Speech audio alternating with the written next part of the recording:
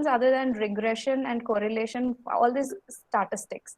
And now we get multiple usage of SPSS, and SPSS is no less than R, where R has, getting, importance over and over. Now SPSS, you can do multiple operations with SPSS, and you can do anything that is in the purview of a research.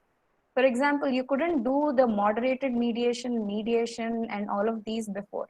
But right now you can do mediation and moderation. Maybe tomorrow, if we have time, I'll show you how to install plugins in SPSS so that you can do mediation, moderation, and moderated mediation analysis. So let's get started. This is how it looks like. This is data view. And this is for every respondent. This is data respect to every respondent. And this is data respect to every variable. This is variable 1, variable 2, variable 3, variable 4. So in case you want to navigate, you can click the down arrow. And then in case you want to go to the sideways, you can click the side arrow. So this is for the easy navigation purpose. Any questions?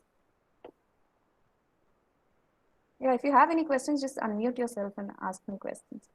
So yeah, this is how it looks like. This is data view, and whatever we put here, we need to put here is where we need to do the entry of what variables we have in our, study.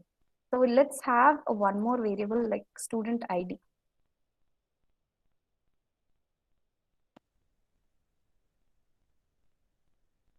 So are you following me? Yes.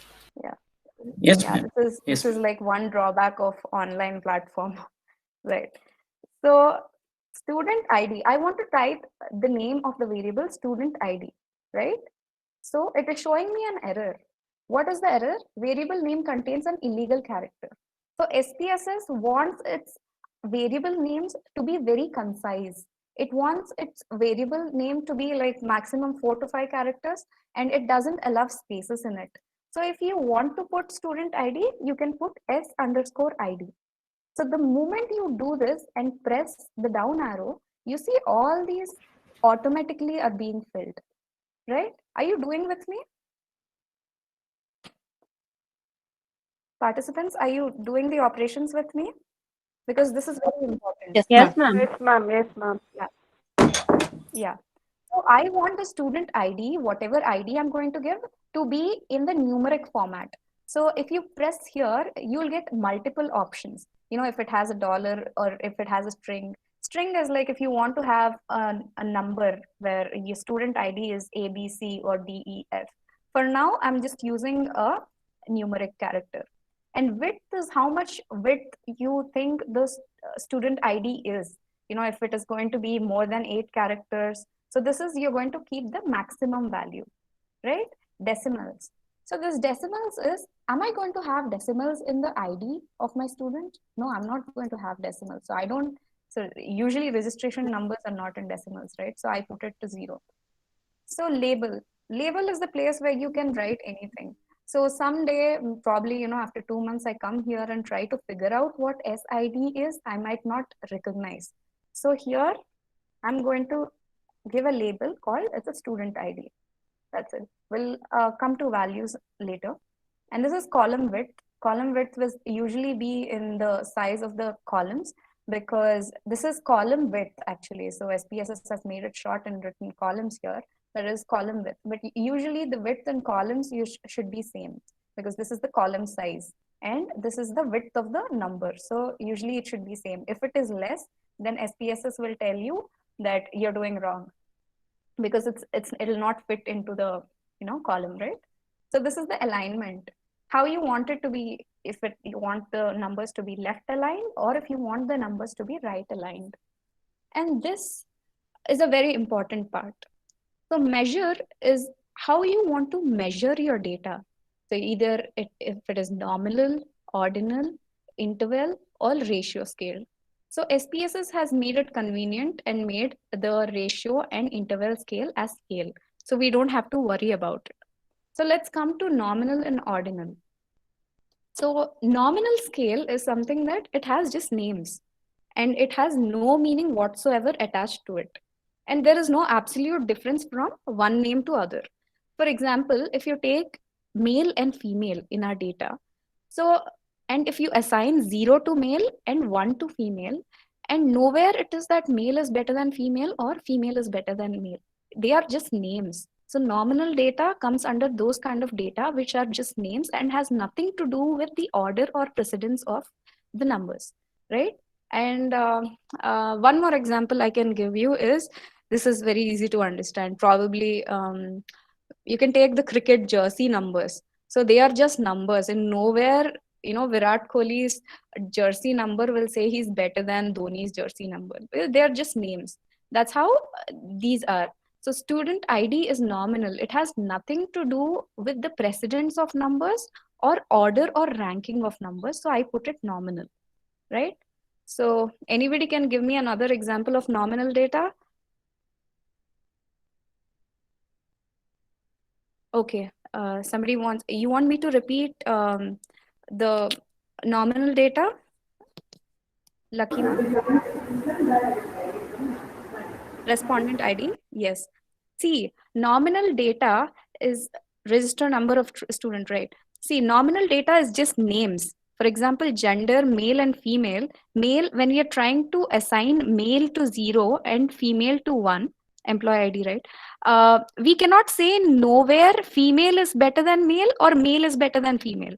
So one layman, common man example is jersey numbers in the cricket T-shirt. For example, if Virat Kohli's T-shirt number is 7 and Dhoni's is 17, I'm just assuming here. But that doesn't mean Virat Kohli is better than Dhoni. They are just names and numbers. We cannot attribute any meaning to it, right? Am I clear? See, this is very important in SPSS because although SPSS is going to tell you that we think this is going to be nominal or scale, but that is going to not happen because the data is yours. You know the data better than SPSS knows your data. So you should be very careful. You should be very careful when you're trying to do this point the measure, right? And now let's go on to okay, I'll just continue this. So ordinal. Ordinal is something that has meaning and order to it. For example, if a student comes first in rank and he has 99 marks, and if a student is second, if he has 96 marks, he's second. Maybe if he's like third highest, he's 90 and he is third rank.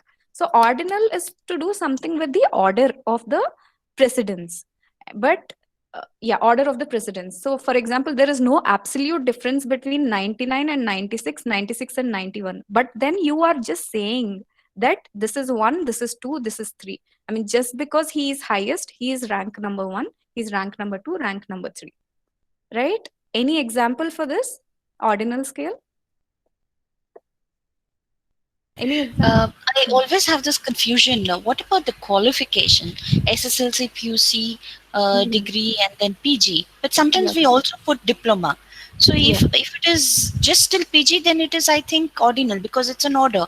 But if I put a diploma in middle or I put others, will it be different? Yes, ma'am. See, right now I've just told that your data is your data and you have to make meaning out of it.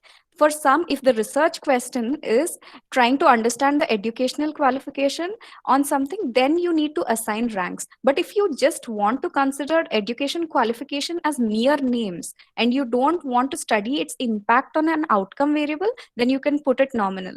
But you want to see the how the IQ progresses from if a person is graduate, like if he has done BTech or MTech or PhD. And if you want to see how IQ is correlating with the education qualification, then in that research question, you rank the education qualification. See, all of this nominal, ordinal, and the type of measure that you're using depends on the research question, man. It entirely depends on the research question, and it has nothing to do with concrete. Yes, this is going to be nominal. Concrete, this is going to be ordinal, right? Am I clear? Yes, very much. Thank you so much. Yeah, Ma'am, yes. excuse me, ma'am. Yeah. Excuse me. Ma'am, in case if the education qualification we are putting it in ordinal, Hmm. we cannot make a comparison. Ma'am, I'm trying to say if you want to check the correlation, or if your research question is in such a way that as far as research is progressing, your education is progressing and you want to study something, only in that Okay. case you put it as ordinal because you're trying to make some sense out of it. Otherwise, if you're in generally studying, then you can put it as nominal. It doesn't matter. It Okay. entirely depends on your research question. Okay, thank you. Okay. Okay, next let's go to the scale variable. The scale has interval and ratio scale.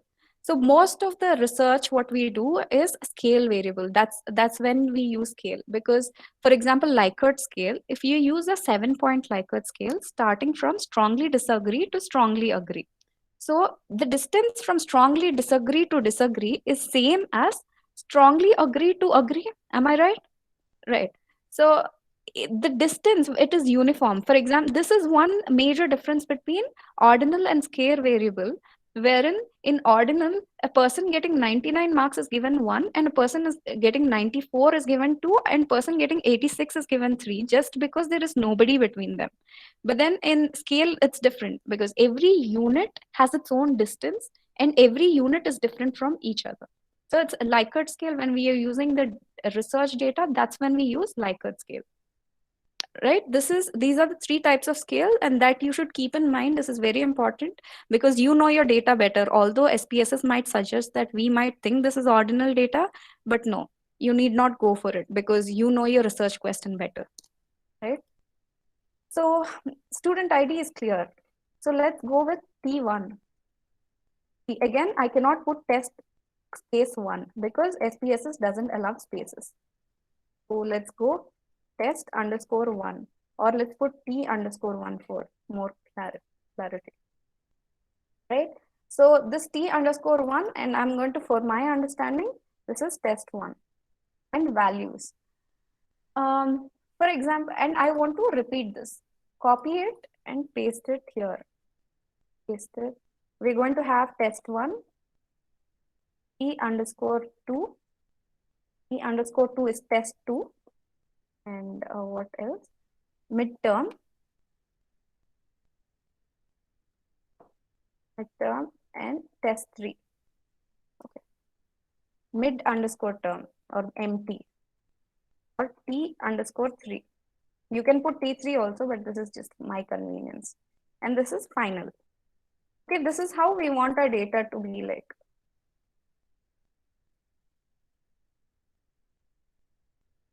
Sorry.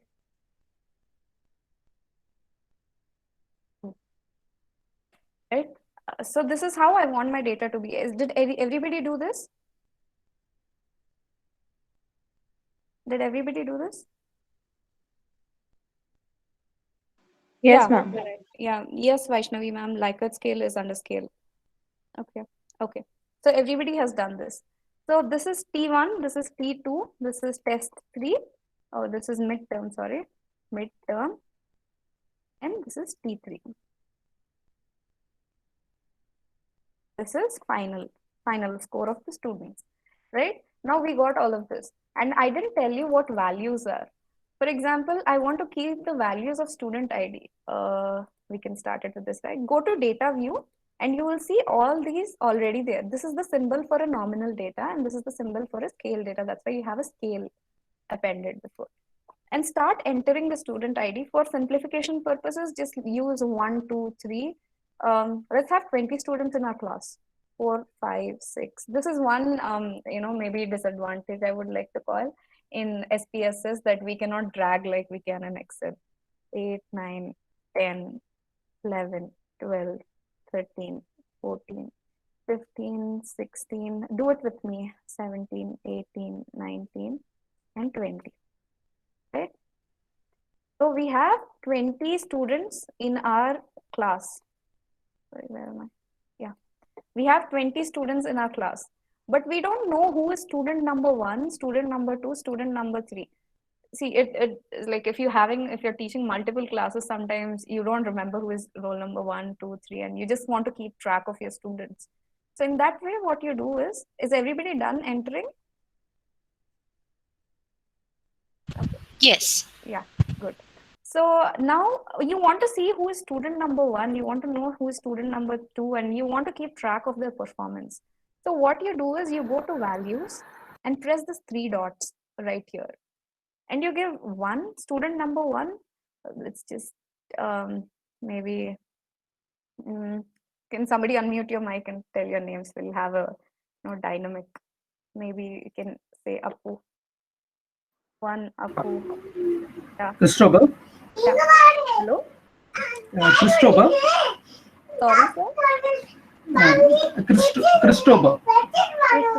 You can spell it? C-R-I-S. C-H. H. R-I. R-I. Yes. S. T-O-P-H-R. P-H-R. E-R. Yeah. Okay, sir. So 1 is Appu, 2 is Christopher, 3. Virat Kohli. Virat. Okay, Virat. Yeah, Okay, like 4. Dhoni. Dhoni. Cool. Dhoni. MS Okay. Dhoni. Yeah. Okay. 5th. So then we can also put the film actor's name: Shah Rukh, Salman, Akshay Kumar. Okay, let's just stop at 5. So, Okay. madam, here even if we have 50 participants, all 50 participants' names can be written. Yes, ma'am. We can do that. Okay. Thank you.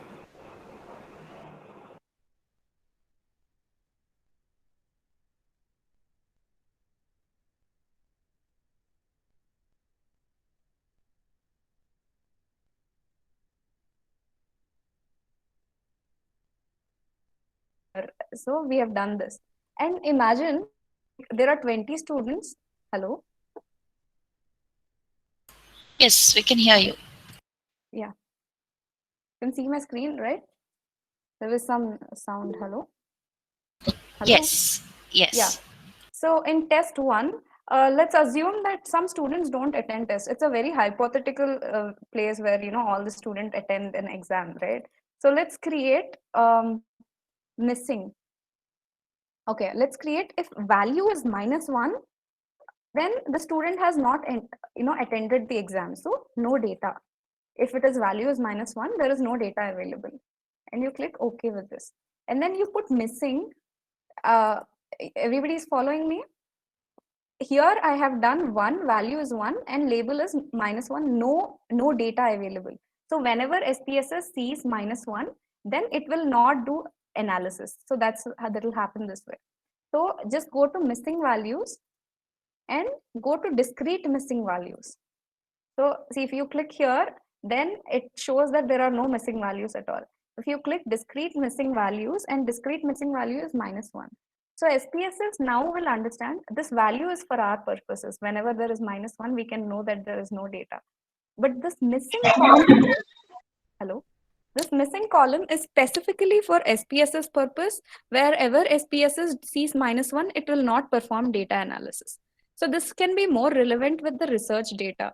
For example, their SPSS sees a lot of -1.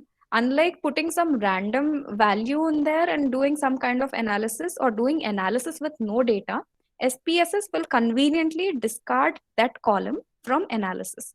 So this missing column is for that purpose, right? Okay. Everybody's done till here? You got a full data in variable room?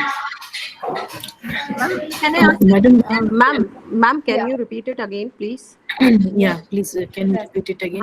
Ma'am, please, again, that value, how to put that value, please. Oh, no problem. Okay. Just go to values and click this one. The 3 dots. Can everybody mute your mic? Yeah. If you click -1 here and you put a label no data and you add it, I'll show you again. I'm removing it and I'm putting -1. If then the label is no data. The student has not appeared for exam, and this is for my purpose. So maybe like 2 months later, if I see -1, I should not think that student got -1. I want to know that he didn't attend the test. So this is for my purpose.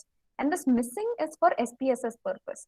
I want to tell SPSS that wherever you see -1, then there is no data, right?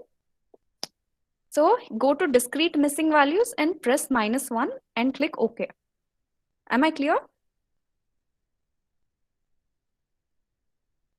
Yeah.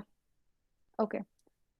Missing data out of 50 participants wouldn't give any. Madam, if I put missing data and out of 50 participants, one data is missing. So won't the SPSS analyze only that 45? 49, ma'am. If 49. Yes, SPSS will do only that 49, and it is convenient for us, right? We want that only. We don't want the analysis to be done for something that is not there, right? Oh, We okay. want the analysis to be done for only valid numbers. Oh. So that's where we use this. So SPSS, wherever it sees -1, then it will know that -1 is like it says this missing data. So we have seen in this missing values, there is no missing values. You say SPSS that there are no missing values in our data. Even if you see missing cases, then perform analysis. That's what you're telling SPSS. But if you put discrete missing values and -1, it says wherever there is -1, it will consider it to be a missing value, right? If you put a range here, so if you put -1 and like if you put -1 and two numbers here, and it will understand that, okay, this number to this number, even if they are, -1, -2, then it will consider it to be the data is missing, right? If I don't have any missing value, can I click no missing value? Yes, ma'am. Yes, this is only when there are missing values, and you don't want SPSS to do that case when you're doing analysis, because why do you want to do analysis when there is no data, etc., right? Okay. Thank you. Yeah, no problem. So here what we do is, so let's create a data set. Okay. So I'm going to transform, right? And I'm going for random number generator and set active generator. Just keep following me, because having a hands-on experience will give you very much confidence when you're doing it the next time. So if you want me to repeat it, I'm repeating it again. Go to transform, go to random number generator, click on set active generator, and set starting point. Here, see, when we talk about random numbers, we think that the numbers are random, but it's never like that. So even in Excel, when we click on a rand function, so the numbers are never random. So it's always that it follows a system clock. So everybody has a system clock. Now look at my time. Look at my clock. It's 3:05 p.m. So your clock must be showing 3:06 p.m. and your random numbers will be based on a system clock. But I don't want that to happen. So since I want all of our data to be same, so let's go to click fixed value and let's use the same number so that all of us have the same data, right? 1, 2, 3, 4. Is it all right? Fixed value is 1, 2, 3, 4. I'm putting.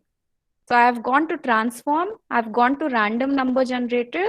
I've checked OK on set active generator, and then I've put fixed value, because random numbers depend on the system and I don't want all of us to get different values. And I clicked on fixed values and I'm putting 1, 2, 3, 4, and I'm clicking OK. Has everybody done the same? Ma'am, can you please explain about 1, 2, 3? Why Hello? that fixed value? That is on our. That is our value. We have to. Yes, sir. This value is called seed value. So most of the times this is very important when we are doing, say for example, we are doing some data analysis. Am I clear? Hello? Yes. Please carry on, ma'am. Yeah. Yes, ma'am. So what happens is when you submit your paper to a journal, so the journal usually, the reputed journal like A-star journal, A and B journals also, they ask for your data set. Okay. They ask your data set and they will try to perform the analysis that you have performed just to verify your values. So at that time, you put the seed value in your paper saying that, okay, I have used 1, 2, 3, 4 as the seed value. So that, for example, when you're doing regression, so you might get 0.05, and when the viewer is doing analysis, he might get 0.04. So entire your research, your hypothesis will get accepted. I mean, in case you're working for a negatively worded hypothesis, then that's a problem. So that's when the seed comes. So when you put seed, when you're coding and when you put seed, so no matter if you're doing today or if you're doing after like 1 year, 2 years, you are going to get the same output. There are not going to be any minor variations also in your output. That is why we use seed. Clear, sir? So does it any benchmark or where how to fix a seed value in our That's research? totally up to your convenience, sir. Seed value can be anything. It can be like, it can be like 10,000, it can be 20,000, it can be 14692, it can be any number. This is just for convenience. I have put 1, 2, 3, 4. Nothing logical in that. So does we have any any base papers on this in fixing seed values, ma'am? Yes, ma'am. Yes, sir. We have that. I'll probably share with you after the end of the class. I'll share it with your coordinator. Thank you very much, ma'am. Thank you. Ma'am, one second. One Yeah. second, ma'am. Yeah. Ma'am, when there is the data set is same data values we had, how come you have variations when you're having a different calculation? Like when I do the calculation, how it will differ from others? Because the same data set we are using. Yes, ma'am. It might not be very, see, any software is not like, it has its own drawbacks, even if it is R. So it's going to be minute changes. Like I have told you, it's not going to be like drastic change, but the values in the, regression table are going to vary a bit. Maybe the third or fourth values are going to change, but not what I gave was a brutal example. But this is why seed is going to be used. Maybe the third and fourth digit of the regression, coefficient. So that way, that's when we use seed. Okay, thanks. Okay. Yes. Any doubts here? Okay. I'm going forward. So in the output table, you can see that set this thing random and then set this output has been obtained. So this is the output screen. So where the output is going to be appeared. So here it has appeared and here I've written values. So this is the magic of values. See, the values have appeared here. Excuse me, ma'am. Yes. Ma'am, why Yes. we need to create that random number, ma'am? Ma'am, Can random we work number. without creating random number, ma'am? Ma'am, I'm doing it here because to show you a demonstration of how, like if we start, with like 1 to 99 marks, then I cannot like put 12, 56, 70, 67 like that. If I need to type, it will take a lot of time, right? So let's work on a dummy data. What we're doing right now is we are creating a dummy data so that we can do multiple operations on that data. Ma'am, does it mean that you are creating a range, ma'am? Something like that?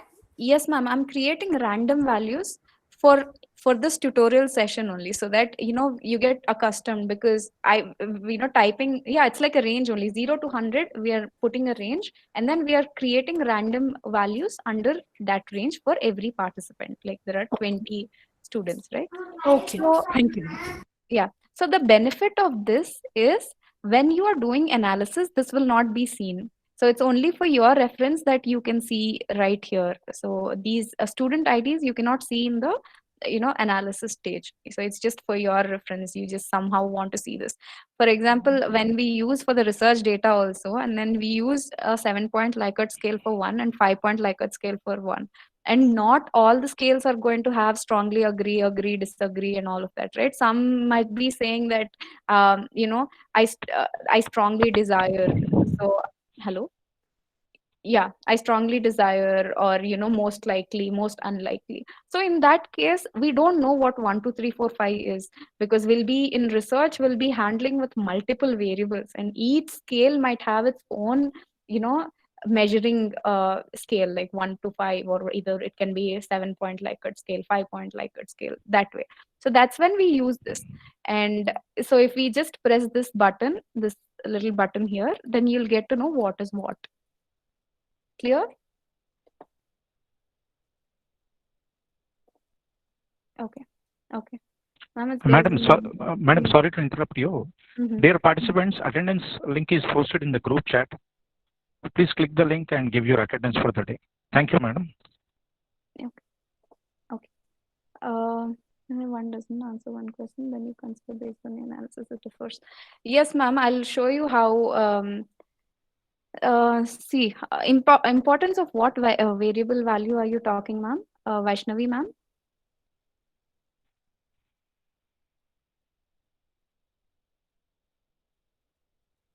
Okay. Okay. So yeah, this is how it is. And then you want to, everybody has done this, right? Transform and random number generated. Everybody has done this. Set active generator and then set starting point as fixed value. And this is a seed value. It's totally your convenience. There is no, hard and fast rule that there should be 1, 2, 3, 4. Since this is a workshop session and I want the same values, then I put 1, 2, 3, 4. Everybody is done till here, right? So we can, Yes. yeah, good. Everybody? Ma'am, one second, ma'am. Yeah. If we take in measurement column as a scales, then this transform option needs to take. Sorry, sir. What? I didn't Yeah, understand. in measurement column under variable view. Yeah, here. So there, if I select a scale Yeah. option, then there is a ratios you mentioned, no ma'am? Ratios and other thing. A ratio So in the if I scale, like 1 to 7 Likert scale, like that. yes, ma'am. And I going to use for financial ratios. Then ratio, so the scale is applicable, no, ma'am? Yes, yes, sir. Because if you're doing any kind of ratios, then you can give what ratio you're defining to 1, what ratio you're defining to do. You can go to values here and then you can define those values. But this is just for your reference. Anyway, it's numerical data, right? So Then that selection of the transform option also applicable to the scale measurement also. Yes, yes, sir. It is definitely applicable. I'll show you. Yes, I'll do that and I'll show you. I'll show Thank you you right very now. Yeah, Thank yeah. So, like I was saying, because scale, if we put scale here, Likert scale is a scale variable, right? So that's what I was talking. If we take 7-point Likert scale, 1 is strongly agree, 7 is strongly disagree. Then you go to values. I'll show you for here an example. 7 is strongly agree. Don't do this. I'm just doing this for some clarity. So 7 is 7 is strongly agree, 6 is agree. So like that, you can go ahead till 1. And then once you press here, then you'll understand what is 1, what is 2, what is 3, what is 4, what is 5. Like that you'll understand. So it's just for your convenience. Then in future, you know the difference between what is 1, what is 2. Am I clear?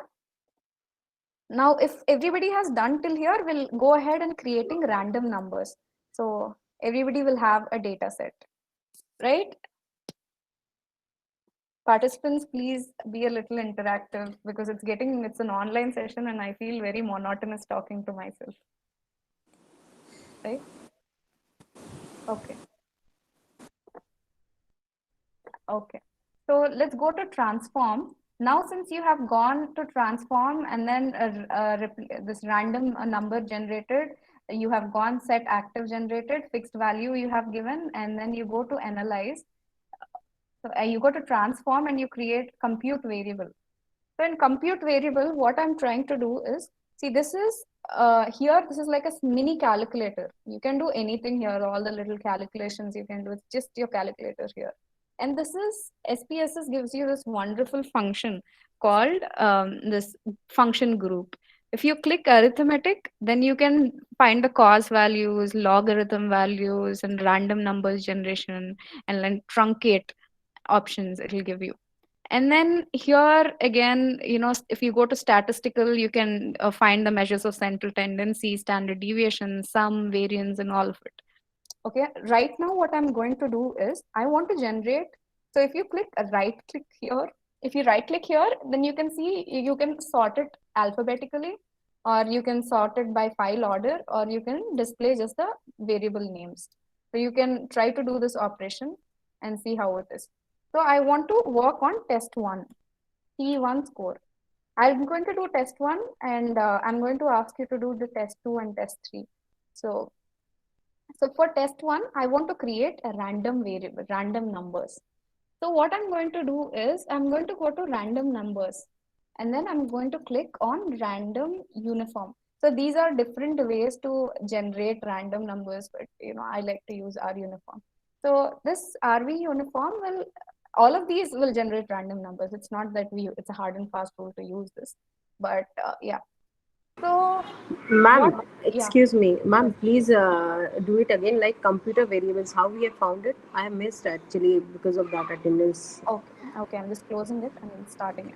Please. You can go to transform, go to compute variable. So if you click on right click, and there are various options that shows you can either display variable name or, sort alphabetically, sort by file order, anything, sort by measurement level, then it will show nominal first. But this is just for our convenience. So now I want to do generate random variables for test one. So T_1 is what I want to do to generate display variable names. If you click on display variable names, then you will get to know all of these. So this is the variable that I want to do my operation with. So if I click T_1 and do the numeric expression.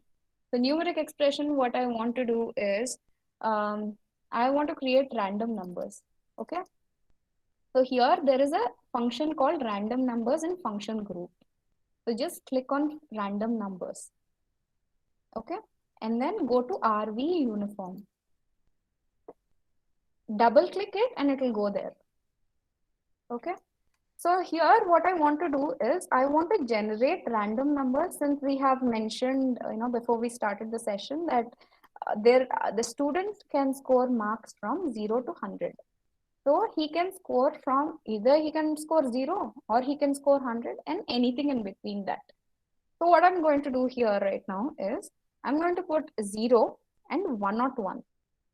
Why am I putting 101 here is that it's not exclusive. So if then 101 is not inclusive of the 100. So then I'm going to put 100. So if I put 100, the problem is I'll get scores only till 99. So I'll not get the 100 score. So this is the reason I'm putting. So I'm clicking OK here. That's it. I'm not doing anything else. I'm clicking OK. And it'll ask, do you want to change the existing variable? I'm saying, okay, I want to change the existing variable because there are no data. And then now we want the existing variable to be like this. And we're clicking OK. So it has computed that T1R variable has taken the function of RV uniform, and it has included the numbers from 0 to 101, that is 0 to 100, because 101 is not inclusive of 100, right?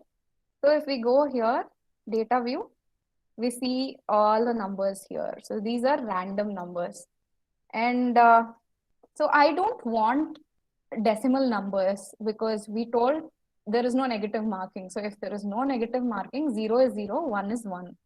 So any idea how do I make this into absolute numbers instead of integers? This whole numbers, 24.25. I want to convert it as integer numbers. So anybody, any idea? Hello, madam. I'm not able to get these values in T1. Hello? Sorry, madam. I just wanted to, in T1, I'm not able to get those values. Have you gone to transform, ma'am? Transform, compute variable, and you have to press T_1, like whatever variable name you have given, you have to write that, and then go to random numbers in the function group.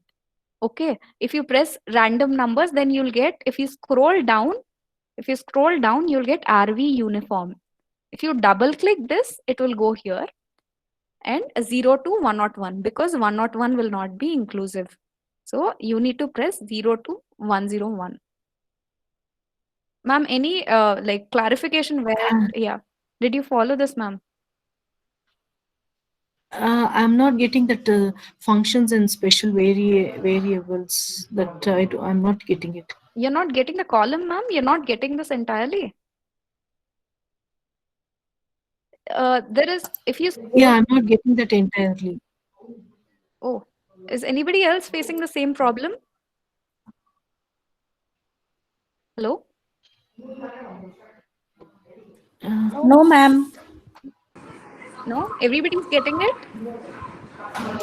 Yes, ma'am. Yeah, because this is SPSS interface, so everybody should get it. Ma'am, then you just try to manually type rv.uniform bracket open 0 to 101 and bracket close. Okay. Okay, here random numbers. Yeah. Yeah, I'm getting it. Ma'am. I'm getting excuse me, ma'am. Yeah. We have chosen here random numbers. Fine. So that is why there are the numbers randomly it has been viewed. Fine. If we like put the numbers on our own, that how much marks have been given to different students, then we Ma'am, have that's like so much effort, no? uh, You have to type all the 20 students' numbers here and 20 in no. test So 1, 20 in test how we 2. would be typing there only into that date? Yeah, into that only. I'll just show you. See, for example, you can go here, in fact, and start your data entry like 12, 14, 12, 13, 14, something like that. Okay. Okay. So now we are just doing it because of convenience. You Fine, can't fine. type So that numbers. is why I was a little bit confused. कि ये number कैसे randomly? Okay. Otherwise, we have to put the numbers. Yeah. Yes. So my question to participants is, I want to make it as integer. I want only 24, 29, 38. How do we do that?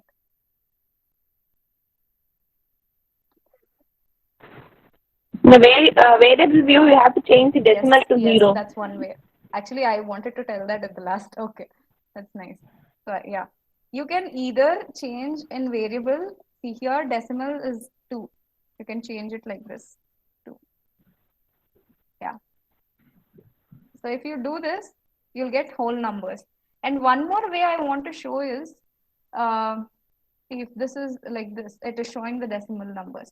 So there is an option called truncate. So is anybody aware of truncate? The option truncate, it's a mathematical function, truncate. Nobody is aware of truncate? Okay. Okay. Truncate is a, arithmetic function. Maybe we have learned in school, you must have forgotten, but it's fine. It's called truncate. If you go to arithmetic here, see, it's there below all. If you go to the same process, transform, compute variable, and go to arithmetic. So if you go to arithmetic, you'll find an option called trunc. So I want to truncate it to 1 digit. I don't want decimal to be there. I want an integer. So sorry. Then I click on trunc 1. So after I've clicked on trunc 1, I copy the entire RV uniform and I cut it and I paste it in this bracket. Okay, am I clear? Or simple is... Please repeat, ma'am. Please repeat that. Copy and cutting. That one. Before that copying, how to get that value? I'll show you. This is initially how your screen looks like. Okay, what you have done, random number generation, your screen looks like this. And I want to go to truncate. I want to truncate it to 1 integer only. Then I go to arithmetic. Then there is in T, if you go to T, last T here, truncate, we'll press it. So I want this number to be in this bracket where the question mark is. So I will remove the question mark.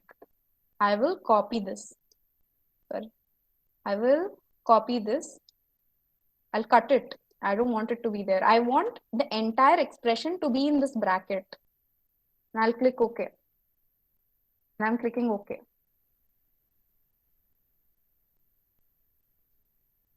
Yeah, it got 0, 0, 0. It has all gone. I mean, there is no decimal values. Anyway, it's better to put it 0. I mean, see, if there was 2 before, I mean, without truncation, they were not 0, 0. They were some random numbers. 28.23 was there, for instance. So now it is like this. Did everybody get that truncate option? Because I'm teaching you truncate because maybe in the future when you're working with the research data, you can use other options. All the other options work like that too. So this truncate option, if somebody is not comfortable with this, I'm just telling you one more way to use it. This is for somebody who has not got what I just did. TRUNC. I'm writing truncate. I'm opening the bracket and I'm closing the bracket because I want this to be in the bracket. I'm typing TRUNC and I'm opening and closing it. That's all. And that gives the same output. Right? Everybody is clear with this? Yeah. Thank you, ma'am. Yes, ma'am. Yes, good. Right, so just do it for test 2 and test 3. I'll show you how to do it with test 2. You can do it with test 3 if you want, and midterm also. It's the same procedure. So if I'm done with test 1, for going to test 2, you do the same thing. You compute the variable here. You go to compute variable and you type test t underscore 2. T underscore 2 because I want to manipulate this variable. So target variable, it's saying that which variable do you want to target in all of these. And I want to target t underscore 2. And this is the same operation. This operation will be there. You don't have to type specifically. And you just have to click OK. Okay. And see random numbers from 0 to 100. Okay. For empty also I'm doing empty. So what I'm going to do is I'm going to manipulate empty variable. So I'm going to click OK because once we have clicked the numeric expression, it will be the same for all of it, right? So you don't want, for example, in midterm, you want to have exam for example, okay, somebody can tell me this. For midterm, I want to have the test for 50 marks and I want to generate random numbers from 1 to 50. How do we do that? Participants? 0 and 51. That's what I wanted. Yeah, 0 to 51. That's it. It will generate the random numbers from 0 to 51. That's all. 0 to 51. There's somebody who has 0 to. So it's fine. So, okay. And in test 3 is the same thing. Go to compute variable t underscore 3. Sorry, Neha ma'am, I have one query. Can I ask, please? Yes, sir. Yeah.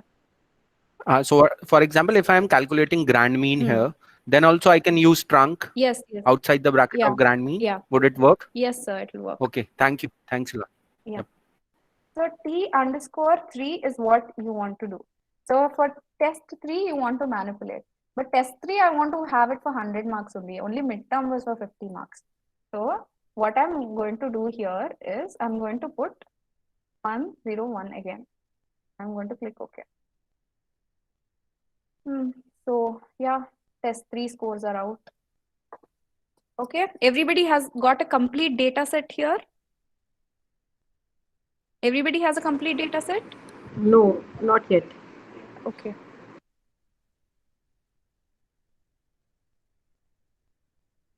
So you can see now here, where is that? So if you can see now, so you can see Apu has scored test 1, she has scored 4962, midterm she has scored 15, and I don't know what happened in test 3, she got 0. And so Christopher sir also got 95 in test 1. So it's like this. So you can actually, this is the reference ID that you can have, and you can actually do this. And this is in the research perspective that we're going to see in tomorrow's class, you will understand the value of this, because when we're having a Likert scale from 1 to 7, then you'll know what is 7, what is 5, because SPSS can understand numbers, but after 2 years, we cannot understand what number is attributed to what. So one simple example for this, I'm just telling you this because I want others to finish it. So one example, you can listen to me and do the analysis. So one example for this is gender. So most of the times SPSS will not take string data. It needs numbers. So even if it is string data, even if it is, for example, if we are trying to deal with the occupation of somebody, respondents. So you have gone to the field and you want to understand the occupation of your respondents. So it starts from, maybe one person works in marketing, HR, and one person is working in banking sector, one person is working as a salesman. So these are all I have, but then I cannot give it directly to SPSS because SPSS will not understand who is salesperson, what is banking, what is HR and all. SPSS will not understand. So what I will do is I will attribute a value to each of the occupation. For example, banking, I'll put 1, and HR, I'll put 2, salesperson, I'll put 3. So now if I click here, then I will know who and all are salesperson, who and all are into banking, or who and all are into HR. So this is one good benefit of this feature. So everybody's done? Everybody's got a full data set here? Yeah.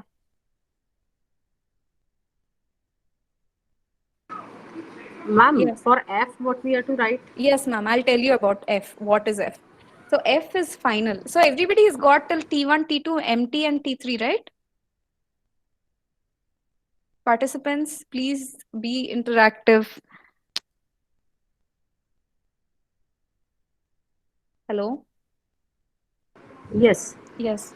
T1, T2, T3, and MT. Yeah.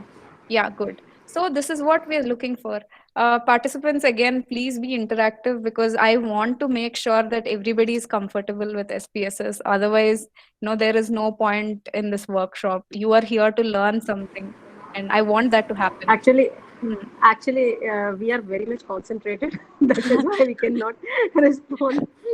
Actually, ma'am, it's like one-way communication, right? I need that you understood. Yeah, that's the It reason. has to be mute, otherwise there will be the disturbance. That's why. Yes.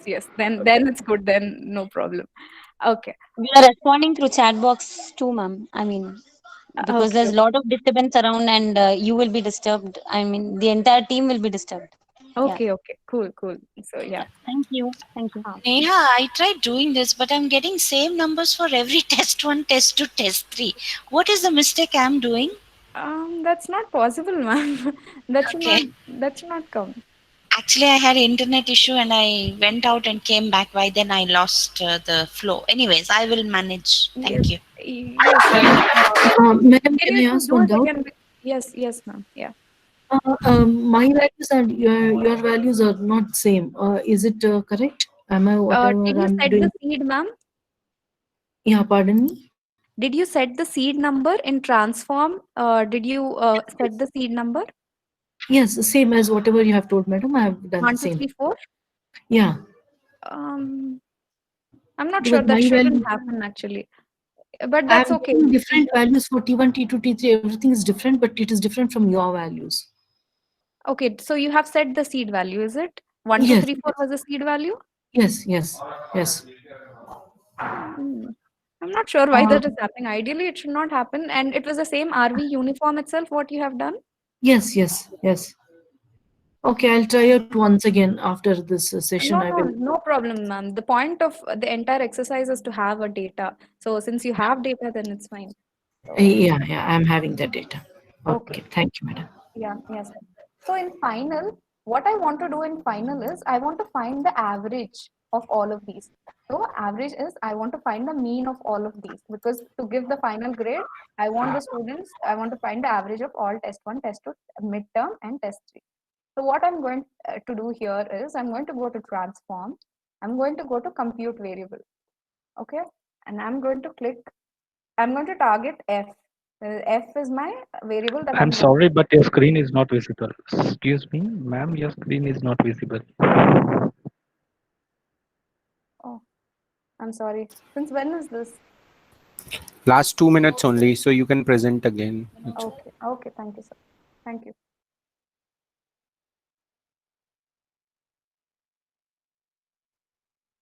Is it visible now, sir? Yes, ma'am. Now it is. Yes, ma'am. Okay. So now what I want to do is I want to make an average of T1, T2, MT and T3 because to give the grade, I want to have a cumulative score of all of these. So I have decided to have a mean value for all of these. Then I go to transform again. I go to compute variable. And what I want to do here is I want to type F. So F is the final score that I'm going to get. And here I am going to find the mean. So either you can do it, using just these 3 function bracket open, all of these divided by how many tests are there? 4. So it's just average. So you can either do it like this. So you can do it like, I'm going to show you 2 ways. So whatever works best for you, you can follow that. T1, this is the way to find out the average. T1 plus T2 plus T3 plus midterm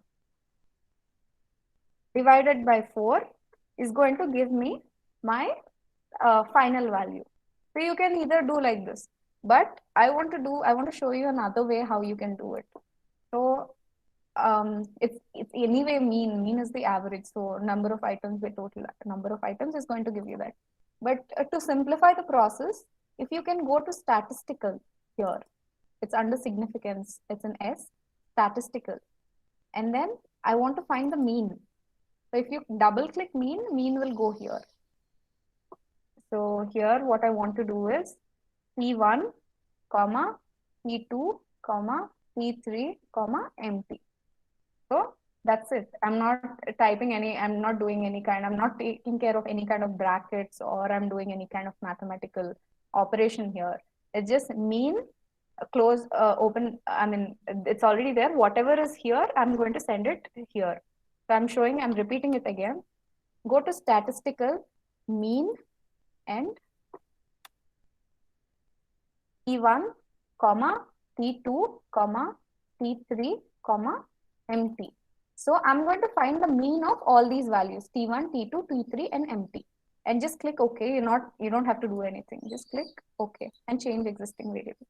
So here you can see in your this thing that compute this has happened. And if you see in your here, then this is the average. Okay, this is the average that we have got. Right? Everybody got the average? Yes, ma'am. Yes, ma'am. We getting. Yes. Any doubts? Any doubts? No, ma'am. Yeah. So this where you'll be using mean is when you'll have in tomorrow's class, you'll get a little more clarity. But then can somebody tell me the construct they've been working for, like, customer satisfaction or employee engagement? Any construct that they are working on right now in the research? Hello, ma'am. I'm right now working on impact of online marketing on electronic goods. Okay. So what are your variables, sir? My variables are perceived benefit, profitability, sales. Okay. Okay, sir. So sir is working on this and perceived. So what was that? I can. Perceived benefits. Okay. Perceived benefit is one of the sir's variable. Second is sales. Yes, sir. I'll just talk about one variable. So perceived benefit. Service quality leads to customer satisfaction. That in turn leads to behavior intention. Okay. Okay, ma'am. So ma'am is working on behavior intention. So let us take this example. So ma'am wants to measure behavioral intention. So she has a set of questions to measure behavioral intention. And in case she wants to do regression or ANOVA, what she does is, so she'll have, like, assume she'll have 5 questions to measure behavioral intention. So if she has 5 questions, then she'll have BI1, BI2, BI3, BI4, BI5 for each of the items. Now she'll press the target variable as BI, and here she'll find out the mean of BI1, BI2, BI3, BI4, BI5, and she'll click OK. So she'll have a one concrete variable, BI, so behavioral intention. So if she wants to find out the impact on behavioral intention on, consumer buying behavior or something, so then she'll have consumer buying behavior, a variable, and she'll try the same process. She'll repeat for consumer buying behavior also, and she'll find mean of consumer buying behavior items, all the items. She'll click OK. Then she will do the regression analysis. Right? Am I clear here? Maybe you'll get a concrete idea when we are working with the research data tomorrow. Yes, ma'am. Ma'am, I think you are trying to say that instead of using each and every dimension, that means items. Sorry, instead of using each and every item, we are like adding all the items and coming out with a variable, right? Yes, ma'am. See, I mean, it doesn't make any point if we are trying to measure the impact of one item over other item, right? We need to measure the impact of a variable as a whole, considering all the dimensions. But sometimes what happens is some variable can have multi-dimensionals also. For example, I'll give you a, for example, service quality. Ma'am, service quality is having 5 dimensions, no? Reliability, responsiveness, assurance, and tangibility. Yeah. So, for example, service quality, to measure service quality, we measure it with a 5-dimensional rater. So, reliability, assurance, so all of that, 5 variables, and 5 variables will have 5 scales, right? So, we don't want to measure item 1 of service quality with some outcome variable. We want service quality as a whole, as one variable. That's when we find out the mean value. Is it clear till now? Yes, ma'am. Okay, cool. Okay. So we found this. So now I want to give you a small exercise that you decide to give a bonus to your students. Okay. You want to give 5 marks to all your students. See, since like some students have not performed better, 30 and 32. And I don't want 32 again. So I don't want my students to have a class like this. Then I'll decide, okay, fine, I'll give a 5 marks bonus to all the students. So how do we go about that? If I want to give a bonus to all of these? Very simple. You just go add 5, that's all. This expression plus 5.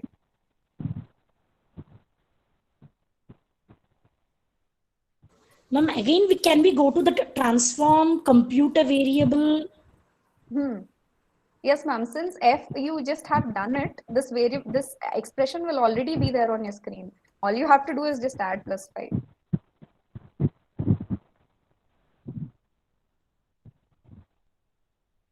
Okay. Everybody Yeah, has okay, got okay. it? Yeah, got it. Yeah. Let's see the screen. Okay. So everybody has done this. They have a full data set with you now? Because Yes, ma'am. we'll be performing operations on this. Yes, ma'am. Yes, ma'am. Okay, good. So now what I want to do is I want to create an other variable. So now till now we have seen that making a variable from here. So I want to create a variable here. So you can do it either way here also. So I want to make a question that, sometimes what happens is there are students, I want to understand if number of studying has a correlation with the final score. So I want to classify it.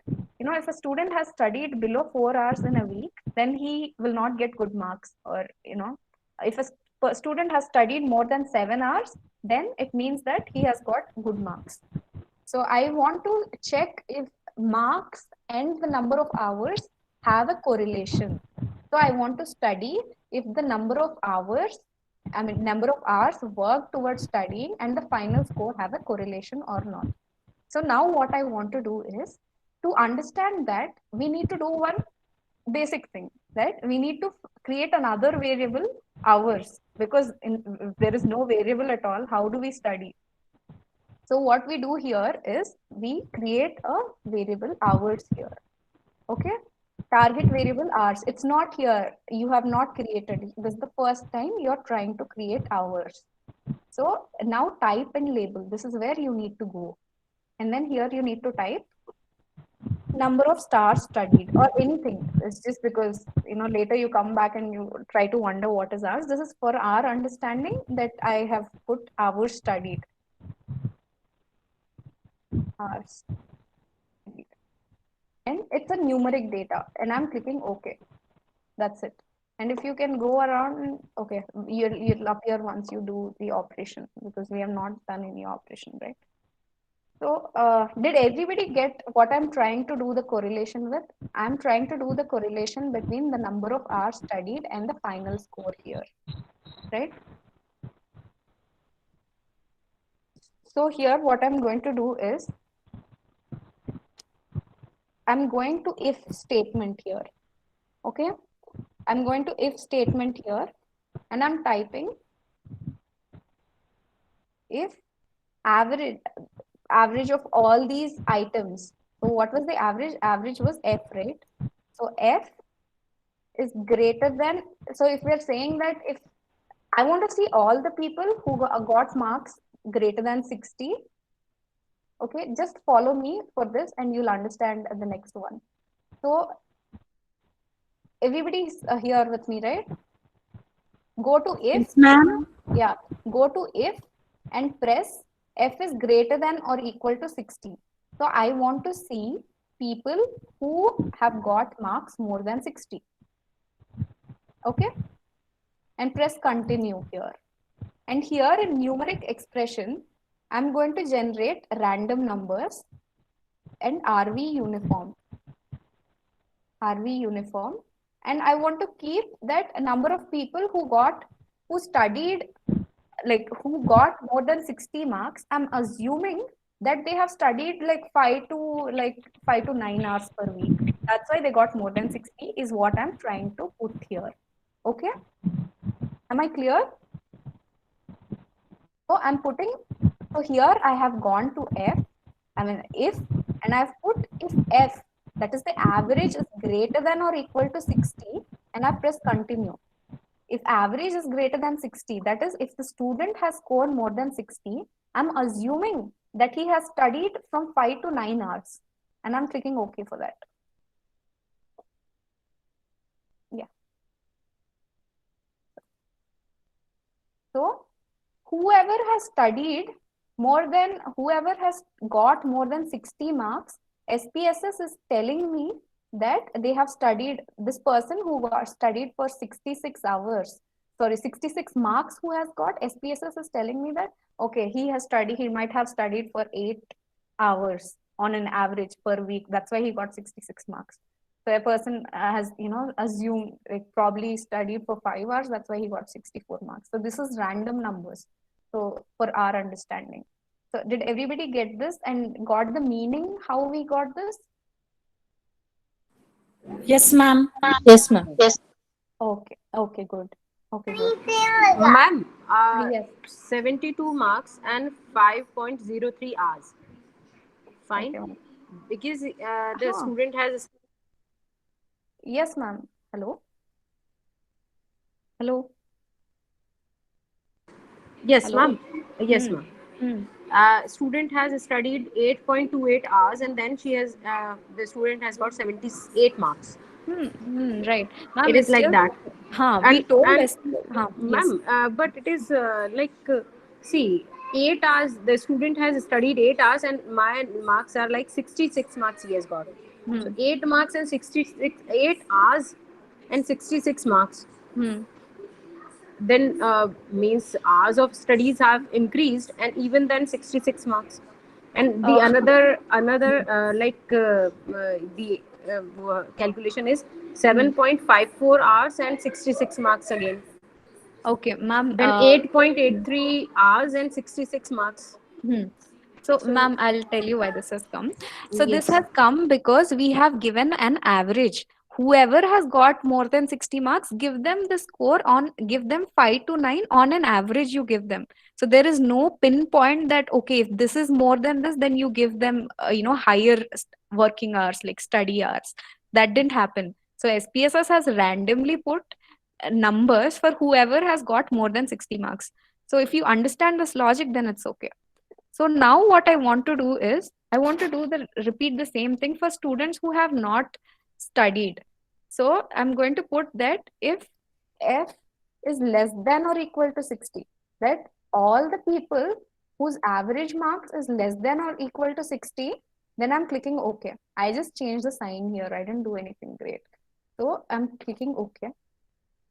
And here I'm going to put 0 to 6 now, because I'm going to tell SPSS that who have got marks less than 60, they are going to study, like give them a number of hours studied that is between 0 to 6. Don't give them more than that, 0 to 5, because 6 is not included, right? So I'm going to tell SPSS, you give marks anywhere between 0 to 5 for them. And I'm clicking OK. And here I have a full complete data. Am I clear?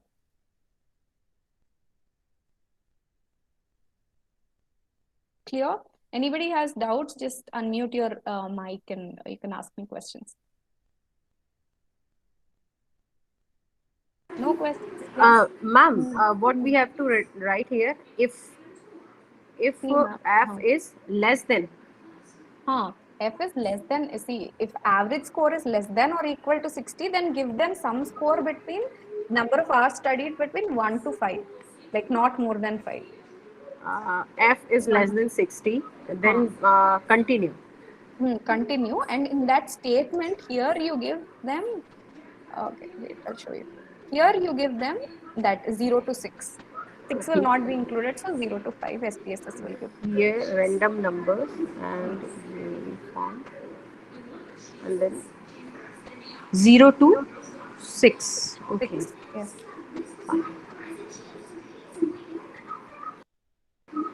Okay. Thank you. Okay, ma'am. Everybody got this number of hours? Okay. I'm assuming that everybody is with me and I'm going forward. Okay. So now what I want to do is I want to see. Hello? Yes. Yeah. Yes, done it. Okay, done. So good. So I want to see how my data is. Okay. So I'm going to go to descriptive statistics and I'm going to go to frequencies. So this is where the interesting part is. So with this, you try to understand anytime you get a research data in your hands, anytime you collect data and you have this is the first step that you need to do. Of course, you need to do data cleaning, but this is after that. So anytime you get your data in your hands, try to understand how is the skewness, how is the kurtosis, how is the data distributed? Is it, heavy on the tails, or is it, normal distribution, or it is, left skewed, right skewed?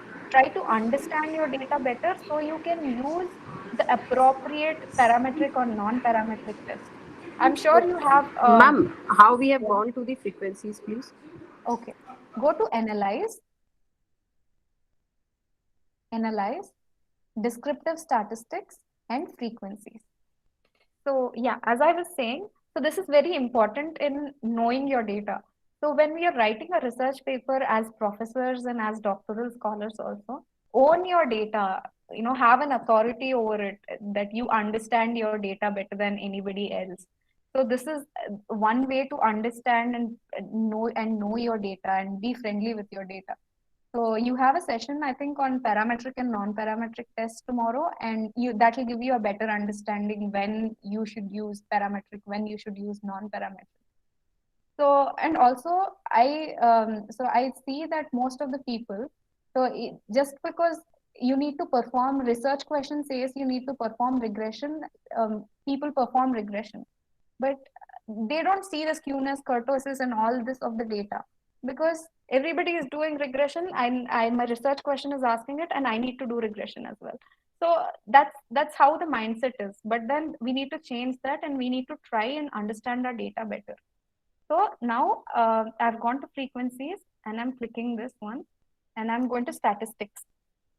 So this is wonderful. So I don't think in Excel, although we can, do a lot of formulas and all that, this is the reason SPSS is preferred over other, tools, because you want to find the mean. Okay, you want to find the median, you want to find the mode. I want to know the skewness. I want to know the kurtosis. I want to know the minimum maximum value. I want to know the standard deviation. So anybody want to explain what standard deviation is? Like maybe somebody who is not from the maths background. Yeah. Yeah, it is the deviation from the mean. Yes, sir. Yeah. So Sorry, arithmetic mean. Yeah, it is the deviation from the mean, basically, in the layman terms. But see, when we are trying to do standard deviation, and if we see that there is a huge difference, standard deviation is huge. That means your data is very loosely packed. Your data is actually spread everywhere. And if your standard deviation is low, that's when you prefer it. You always prefer data with a low standard deviation, because your data is not everywhere. It is very tightly packed. So that's when we use standard deviation. So skewness is how your data is spread. Kurtosis is the peak of your data. Like how is the peak there? Is it the peak is sharp, or the peak is slant? That will show you the kurtosis. So mean is the average. And actually, apart from saying that mean is the average, mean shows the essence of your data. For example, in this, if a student has scored, for example, in a class, if a mean is 65, then you say that almost at a certain extent, the average, like if we want to group all the students in one number, then we put 64, that's the mean. The median is the middle number, mode is the frequently occurring number. So yeah, that's it. And I want to go to charts and I want to see the histogram. Okay. So, and I want to see the normal curve on this histogram. And okay, I'll show you that. Okay. And I'm just pressing OK here. Yeah. So here itself, your output will occur. So up here. So here the mean is 54, mean is fine. And median is 56, mode is 31. See, most of the people like twice or thrice, mode has 31 people have got the number often. So standard deviation is 26. It's huge because maybe somebody has scored 100 and somebody got 0, right? And skewness is 1.46, right? And kurtosis is minus 1.228. Minimum is 14, maximum is 97. So here, ma'am, can we create a bell-shaped curve over here? Yes, sir, I'm getting there. So I'm going to tell this and write down that normal curve does not exist. Normal distribution will not exist until you try to fit your data. Normal distribution is a myth. You cannot, when you collect your data, you will try to fit into normal data. You will see, okay, if it is left skewed, right skewed, but no data can be perfectly normal. So that is what I want to tell you, that we can fit the data, we can delete, outliers from our data and make it look little normal. Maybe remove the outliers and replace the missing values using a certain kind of, statistical functions. But no, we cannot get a standard normal distribution. It's either, curve to the left, curve to the right, like left skewed or right skewed. So I'll show you a small example of this. Here, if you try to see the skewness, 1.46. 1.46 is right skewed data. So if it is 0, it is normal data. So 0 does not exist. Either it is little right or it is left. 0, skewness 0 does not exist when you collect the data. Only when you try to prepare a data set and try to prepare a perfectly normally distributed data, it's not possible to create a normal data. So here you can see skewness is 1.46. So I have actually downloaded an image for better understanding. Okay. So you can see this. This is symmetrical distribution. So in symmetrical distribution, perfect normal curve, what happens is mean will be equal to median equal to mode. So that's highly unlikely to have all mean, median, mode in one place.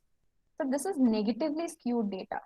So here what happens is mode is greater than median is greater than mean. Here, can somebody see this and look at the data and tell me is it positively skewed or is it negatively skewed? What kind of data is it? You can see the mean, median, mode here. Positively skewed. Yes. Right. So it is a positively skewed data because mean is greater than median is greater than mode. So instead of seeing all this diagram, you can just see here and then tell, because if it is less than 0, it is to the left, so negatively skewed, more than 0, it is right. So sometimes what happens is it can be extreme towards the right. We are not dealing with the normal data at all. And at that time, the tests that you will use to perform analysis will also differ. And that's the reason I told, get friendly with your data, try to understand your data before going to the analysis. Okay. So here is this. So this is valid. When somebody says they got 14 marks and their percentile is 5. So when somebody says that there is a, like in CAT or, when you write competitive exams like CAT or SAT or exams like this, what happens is, there is a cumulative, people say that I got 100 percentile, I got 95 percentile, 90 percentile. So here you can see that if a person says he got 90 percentile, then he got 92 marks in the exam. So this is according to the data that we have. But then when it's more or less the same, like in the class, when you want to, divide your students with percentiles, this is how you do it. So if a person says that I got 45 percentile and he got 49 marks in his test. So this is frequency is the number of students, like one person got 14 marks, one person got 18 marks, one person got 25 marks. So 2 people got 31 marks. That's the reason it's 2. And the number, this is the percentage contributed to the data. 5% is 5% of 14 is like 5% is contributed to 100% of the data. So 14 is contributing 5% of the data. So similarly here, if you see, if you add all this, you get 100, right? And cumulative percentile, we have talked about it. Am I clear? If you have any doubts, you can please ask me. Madam, here I have got a doubt. In the chart, in the frequency statistics, mean, median, mode we have ticked, and standard deviation, maximum, minimum.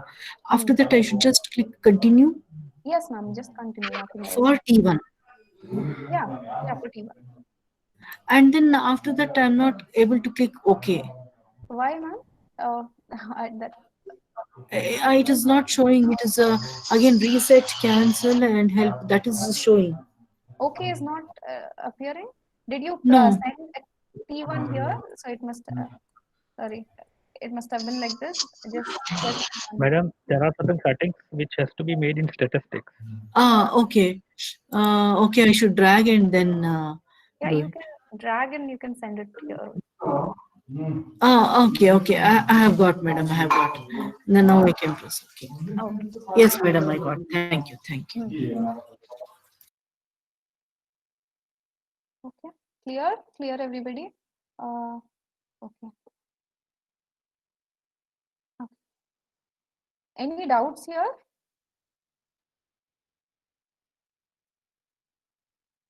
Hello? Somebody can say yes if I'm audible. Yes, ma'am. Yes, You are audible. Yes. I find it very challenging in online platform. Anyway, so this shows when I asked for normal distribution, no? So it showed me something like this. It showed me a normal curve. So it is showing that, okay, my data here, it's huge. It's not nice. Here it's not Ma'am, nice. Yeah. is it something mandatory, or is it something like that? Every time we select this random number we generate, and every time we'll get this kind of skewed data? No, sir, it's not, because random number is it's any number. So sometimes you can get normal data also, but normal data is highly unlikely, no? So having mean, median, mode as same is I can't imagine that. Yeah, perfectly normal data is not possible. Yeah, it's not possible. Either it will be little towards left, little towards right, and sometimes it can be extremely towards right also. It can be completely towards right. So we can't Yes. tell that. Okay. Okay. So this is how our data looks like. So you can understand how much deviant it is towards the normal. The peak is low, cutoff is low, and yeah, all of that. And I think I'll just rush a little here. And I want to see the chart builder, okay? So, okay, first let me do the correlation so you can understand it better. So I want to do the bivariate correlation here. Yeah. Between, I want to do the bivariate correlation between the final score and hours studied. Right? Is everybody following me? Where I got bivariate correlation from? Yes, ma'am. Here is correlate, and then I got bivariate correlation from there. Good. So, and I'm going to press OK. Nothing else. I'm going to press OK. Okay. So if you can see here, it is 0.8331. So it has a high correlation, right? So can you see the number? I mean, I don't know what numbers that you have got, but it will definitely have a strong correlation because we have designed the data that way.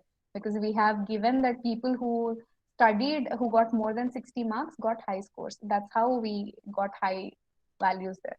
But I think everybody must have got, good value here. Can somebody tell their correlation value? Mine is 0.475, ma'am. Mine is 0.476. 0.476. Okay. And correlation. Okay. And anybody else? So actually, ma'am, maybe I am a little doubtful, but I'm not sure that maybe when we had to do positive, you have done, where we had to do greater than, I think by mistake they must have written less than, because the way we have designed our data, it should have strong correlation. Strong correlation because we have told whoever have studied more than, whoever have got more than 60 marks, we have given them good scores. We have made them given them scores between 6 to 10, I guess. So ideally it should show positive correlation, but I don't know. Maybe that could be one reason, or the random numbers problem. I'm not sure, but ideally the way we have done it, we have to get a strong correlation here. Ma'am, can we change that? We can check that. Yes, you can actually go to transform and see what this thing you have given. For example, Okay. compute variable. Okay. And here, you have to go back to the variable again and change, but maybe that's the reason that has come. Otherwise, it's highly unlikely that the correlation will be weak, because we have designed our data that way. So somebody can tell when can correlation be 1?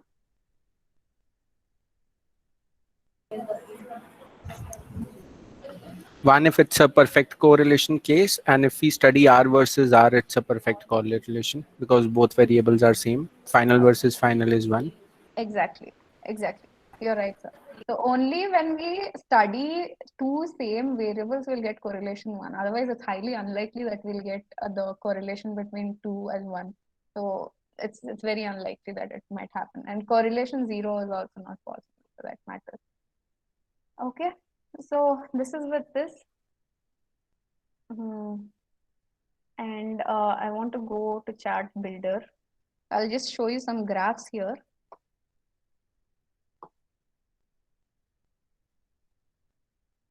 So I want to go to, everybody is done till there? Any other problem? Hello? You can move ahead, please. Yeah. Yeah. Graphs, you can go to chart builder. And then I want to have because with the data, I was actually thinking about it, but I don't think any other kind of this thing will make sense. So let's just put a scatter plot. Okay. So here there is a scatter or dot, and I'm going to drag it to the middle one. I'm going to drag it here. Okay. Has everybody got this? Hello? Participants? Yes, ma'am. Yes, please. Yes, ma'am. Yes. Yes. Yes, ma'am. Yes. So I want to find the correlations between the final score here and number of hours studied. So I'm going to just drag and drop it. So here I have gone to scatter plot. Okay. Hello.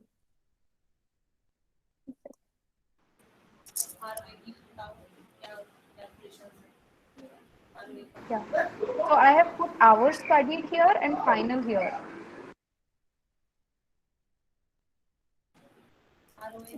And ma'am, how to export it? Yeah, just click OK. I'm sorry.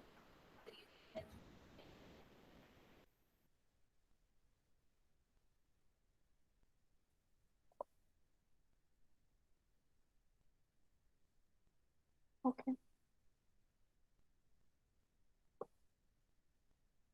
Yeah, this is the kind of graph we got.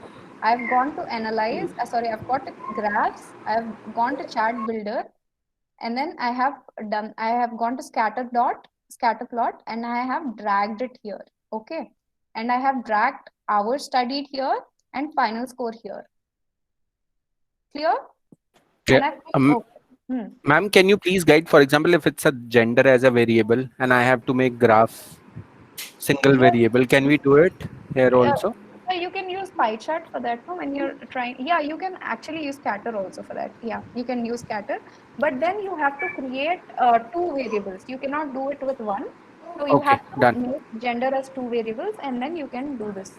Yeah. Done, ma'am. Thank you. Thanks. Yeah. So just press OK. Okay. Here in chart builder. Ma'am, mine is showing only y-axis and x-axis here in chart builder. and after this student ID and all, after that no categories scale variable is shown. So all Means these are not your one appearing. is written up to Christopher, means names are written here in your one, but mine is not showing that. Did you write, ma'am? Yes, I did. Okay. So did you press this one? So if you press, then it will come. Otherwise, it will not come. Okay. So this is it. This will enable to come, but in the result section, it will not come. Okay. Let me go back. I think we are running out of time, so I'll just show you this. This is a very important thing that I wanted to show. Just listen to this. Everybody got a graph like this? No. Participants? No? No. Mine is not there. Yes, ma'am. Anybody else? Participants, please try to be interactive. We got it, ma'am. We got it. Okay, ma'am, you told you have some problem. Ma'am, please. Yes, ma'am. Please. Okay, I'll repeat it again. Can you do it again for me? Go to Yes, graphs. Go to graphs and go to scatter dot and drag it here. Okay, and hours studying I'm putting here. I'm dragging and dropping it here. Final score I'm putting it here. Okay, and I'm pressing OK. And this is the kind of data I got. Okay, so what you can see is, can you imagine a line going through like this from left to right? Can you imagine a normal line passing through all this? So I'll show you this one thing. So what can you interpret if a line is this way? And what can you interpret if a line is this way?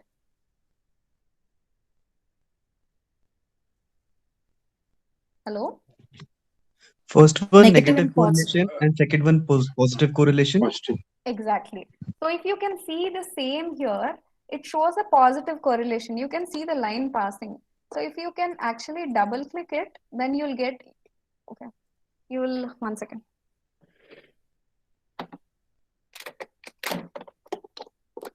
If you can double click it and press here, you can see a line that is, it's half a sad, but you can see a line passing like this. So it says that there is a positive correlation between number of hours studied and number of marks, final marks that you have got. So it shows a positive correlation. You don't even have to do a correlation for that matter. You can, in fact, just go to graph builder and build a graph like this. So I think one ma'am got a negative correlation, and they can try and check this out if they have got a different, a line towards the other side. Weak correlation. I have got a weak correlation. Yes, ma'am. If you can see this, probably you can understand if your graph has been tilted towards the other way. Because negative correlation, right? I mean, it's a weak correlation anyway. Yeah. Double click to, then what is to be done? Yeah, you can just click on this line. And then this line, add fit line. Okay.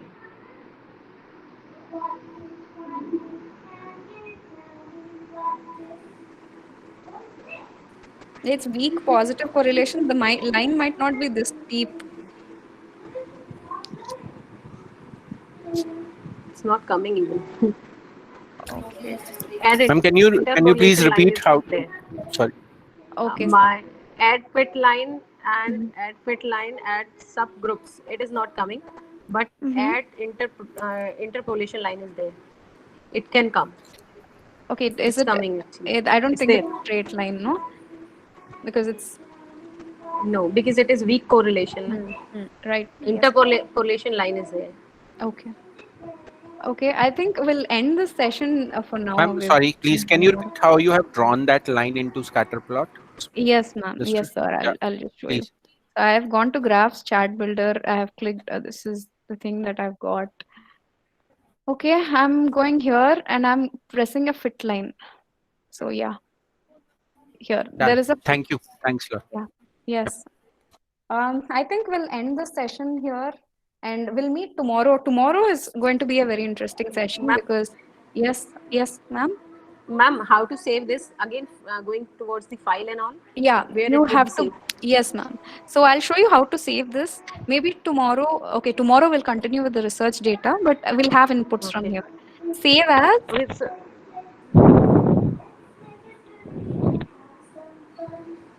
Save as, and you can save it as a workshop or some work, or you can just File save name. it. Yeah, file name, just give it anything and then save it. It's saved now. Okay. Okay, so tomorrow we are going to look at this data in a research perspective. So I think that will be more relevant. Today is just a session to kind of get a hold and get the foundation of what SPSS is. I think everybody is comfortable now. Like, are you comfortable Yes. with SPSS? Yeah. Neha, one request. It would be really nice if you can send me your SPSS file so that if you're working on that tomorrow, it would be really helpful. I just lost my SPSS file. Okay, sure. I will send it to your coordinator and he can definitely share it. Sure, so that we can pick it up from there tomorrow. Sure, ma'am. Tomorrow, anyway, I think Sir has already shared an Excel file with you. That is actually a real-time data that I have collected for some reason. And so that with that, I will show you how to actually do the analysis with the data you collect. So tomorrow it's Fantastic. going to be Okay. very. So tomorrow we are gonna do a separate file, right?